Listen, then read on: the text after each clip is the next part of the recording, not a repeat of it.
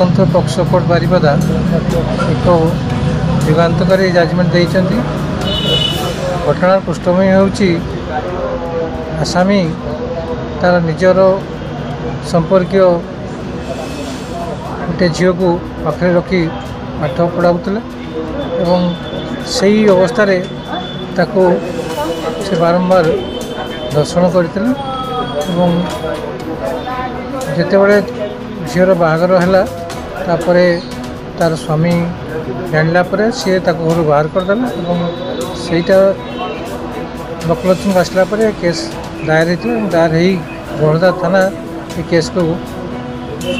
समस्त साक्षी प्रमाण को आनी उत्थापन करते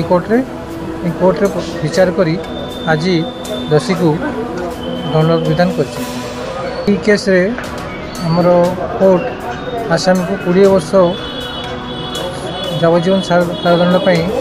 आदेश देइचंती एवं अनादेय फाइन कर 10,000 टଙ୍କା